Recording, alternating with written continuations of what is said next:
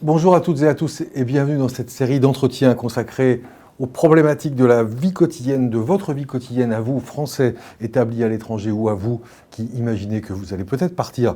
Des entretiens d'une quinzaine de minutes avec des rencontres avec vos élus, députés et sénateurs, des experts des domaines que nous abordons. Et la série d'aujourd'hui est donc consacrée à l'emploi et à la formation. Et pour en parler, Pierre-Alexandre Anglade, bonjour. Bonjour. Député LREM des Français du Benelux, et Lucas Chevalier, bonjour. Bonjour. Directeur information, communication et valorisation des projets à Erasmus+. Pierre-Alexandre Anglade, est-ce que c'est encore le moment de partir à l'étranger et chercher du boulot ?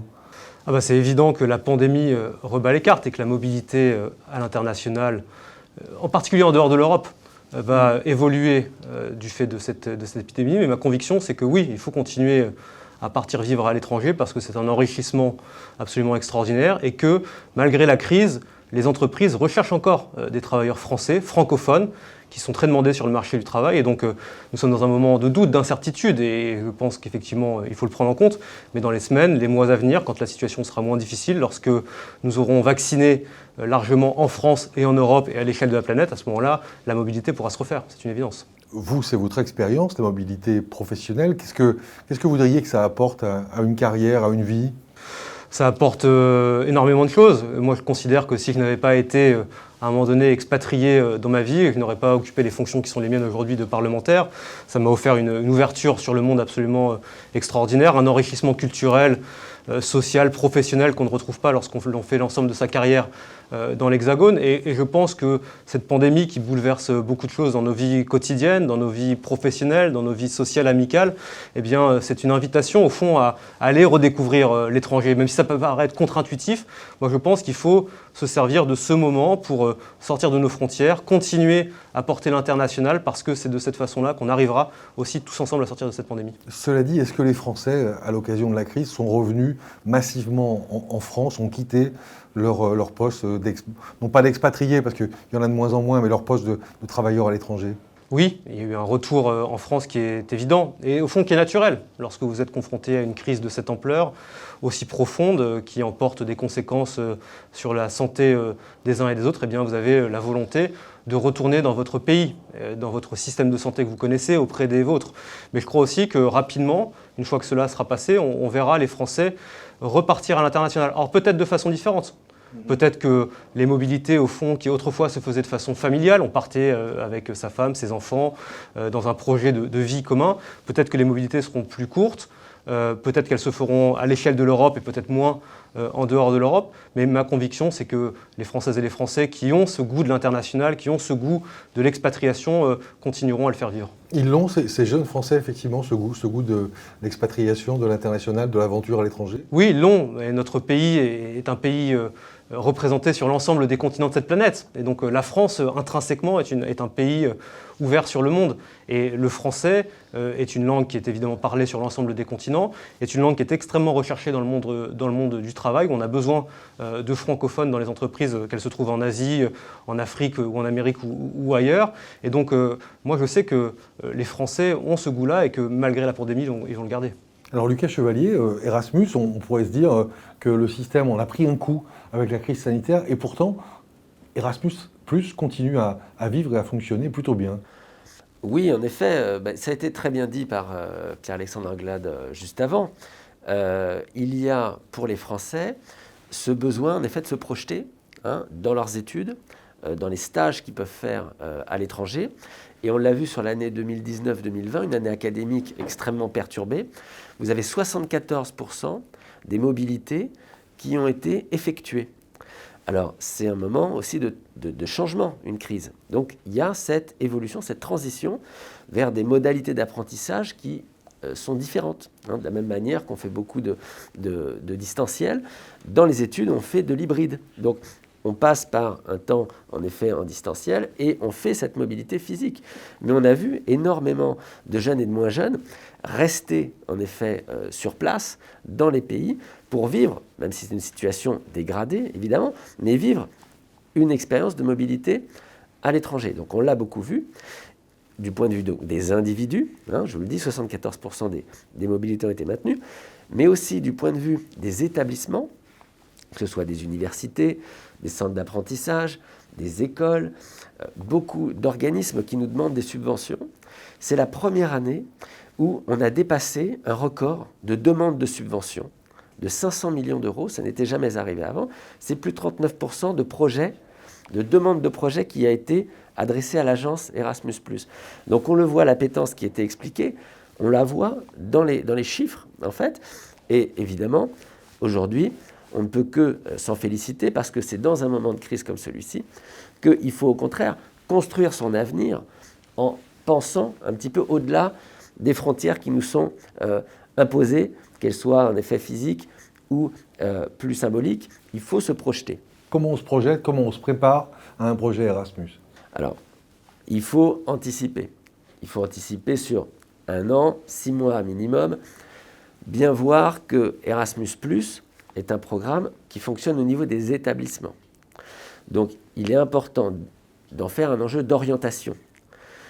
Dans Parcoursup, qui vient de se clore, c'est un sujet qui n'est peut-être pas intégré au niveau de la matrice Parcoursup, mais qui se vit pour les familles, pour les jeunes, qui se disent, tiens, quel établissement va pouvoir me proposer des mobilités à l'étranger?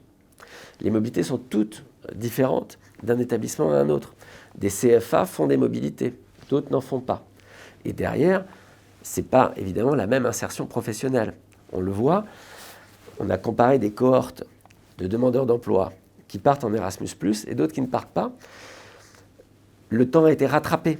L'insertion professionnelle s'est faite plus vite, avec des gains en confiance en soi, en multilinguisme, beaucoup de choses en effet qui font qu'il faut anticiper ce projet de mobilité, qu'on soit étudiant, apprenti ou demandeur d'emploi, se tourner vers les missions locales, Pôle emploi, beaucoup d'acteurs de l'insertion qui peuvent aller sur les bourses Erasmus+, pour justement faire partir des gens qui en ont le plus besoin. C'est ce vers quoi le nouveau programme 2021-2027 a été créé, avec plus d'argent.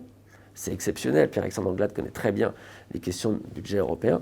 On a été augmenté de 80%, sous l'impulsion notamment du président de la République qui avait demandé à ce qu'on mette vraiment l'argent sur Erasmus+. Ça a été fait. Et c'est assez exceptionnel dans un contexte, en effet, où beaucoup de sujets, comme la PAC, sont évidemment plus mis en tension. C'est un programme d'avenir et d'espérance, et je me permets de le rappeler, pour les Français, c'est le premier acquis européen, oui, Erasmus. C'est la marque la plus connue. Oui. Devant l'euro et la PAC, entre 2014 et 2017, les cours se sont croisés. Alors il y a une autre grande institution qu'il faut connaître quand on veut trouver du travail en Europe. On peut passer par EURES.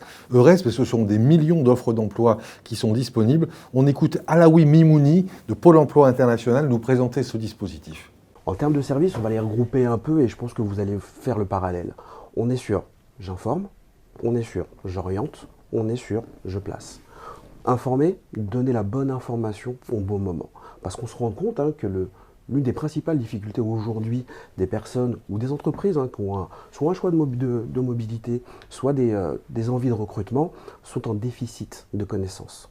Et c'est en ça où EURES peut apporter des informations de qualité pour permettre justement à ces personnes d'arriver à avoir une idée précise de ce qu'ils veulent faire et de comment ils peuvent le faire.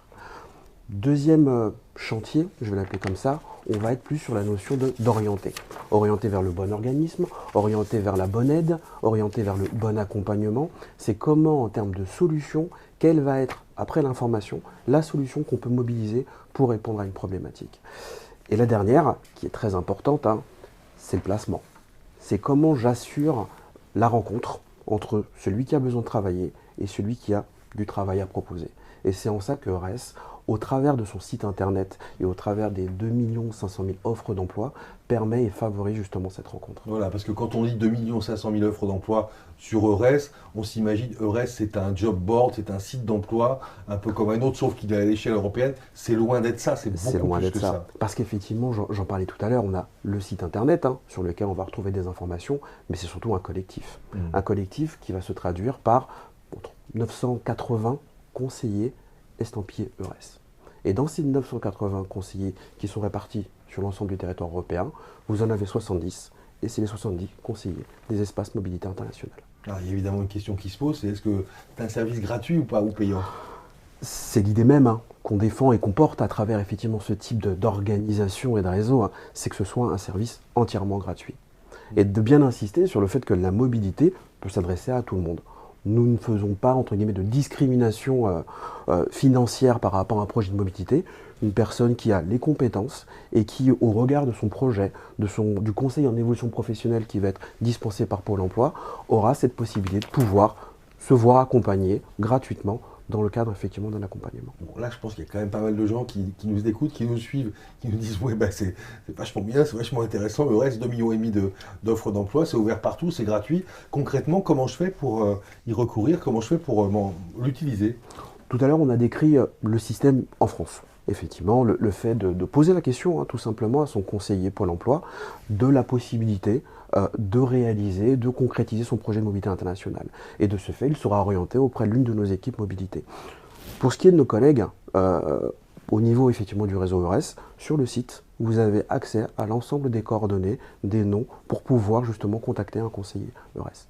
Pierre-Alexandre Anglade, c'est un système très mal connu, EURES. Qu'est-ce que vous pouvez faire, vous, politique, pour le promouvoir, le faire mieux connaître? C'est un système effectivement qui n'est pas très connu mais qui fonctionne bien et auquel beaucoup d'Européens ont recours. Et donc il faut encore en parler. Vous le faites aujourd'hui et c'est une très bonne chose. C'est à nous aussi d'essayer de pousser les feux sur ces projets européens qui fonctionnent. Effectivement, Erasmus est une réalité absolument extraordinaire qui est connue de l'ensemble des citoyens français et européens. Il y a d'autres beaux projets comme EURES que l'on doit valoriser dans le discours politique, dans les campagnes de sensibilisation que l'on fait. On continuera à le faire.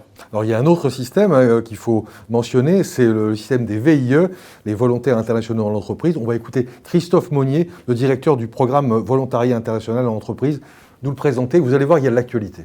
Alors, bonjour à tous. Donc, le VIE, c'est un programme public qui est destiné aux jeunes âgés de 18 à 28 ans qui souhaitent partir à l'étranger pour une expérience au sein d'une entreprise.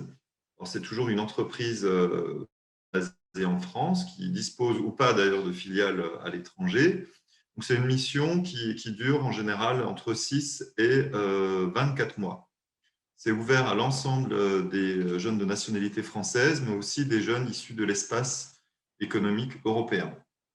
Alors, le programme VIE vient de fêter ses 20 ans. Il a été créé en l'an 2000, la suppression du service national, en suivi des dispositifs de coopération qui existaient auparavant. On a depuis 20 ans quasiment 100 000 jeunes qui ont bénéficié du programme. Et aujourd'hui, on compte actuellement donc près de 10 000 jeunes en poste à l'étranger pour le compte de 2000 entreprises. Alors, c'est un programme qui, à l'origine, était plutôt centré sur les grands groupes et il s'est, au fil des années, ouvert aux entreprises de plus petite taille, y compris les startups, les PME. Aujourd'hui, les 3/4 des entreprises utilisatrices du dispositif VIE, ce sont des petites entreprises. Alors, le VIE, c'est une formule qui fonctionne très bien, à la fois pour les entreprises, puisque les entreprises nous indiquent, après la mission VIE qu'elles ont mise en place, le fait qu'elles ont réussi à gagner de nouveaux contrats grâce à leur VIE. D'ailleurs, la moitié d'entre elles vont embaucher leur VIE à l'issue du contrat, et souvent, ces VIE deviennent eux-mêmes ensuite des responsables de filiales à l'étranger. Donc, un succès du point de vue de l'entreprise. Et puis, évidemment, pour le jeune, c'est vraiment un tremplin de carrière. Donc, on l'a dit, soit il est embauché dans l'entreprise qui avait confié une mission à ce jeune, ou alors il continue souvent une carrière à l'international. Et c'est vraiment grâce au dispositif VIE que la France a pu créer toute une génération d'entrepreneurs à l'international. Pierre-Alexandre Anglade, VIE, c'est vraiment un succès dont on peut se féliciter, qui va être étendu d'ailleurs aux établissements français de l'étranger. Oui, c'est un succès absolument extraordinaire et moi je vois dans ma circonscription des pays du Benelux beaucoup de jeunes qui, grâce à ce format, peuvent trouver un premier emploi, s'insérer sur le marché du travail dans des entreprises diverses et variées et ensuite développer une carrière. C'est un tremplin absolument extraordinaire. Il faut s'en servir. Et on a des tremplins comme ça pour l'emploi à l'étranger pour les Français. Erasmus en est un parce que ce sont des études, mais c'est ce qui ensuite peut vous insérer sur le marché du travail en France ou à l'étranger. Et le VIE en est un autre et il faut absolument s'en servir. Ce sont des opportunités absolument extraordinaires dont notre pays peut bénéficier. Pierre-Alexandre Anglade, Lucas Chevalier, je vous remercie. Merci.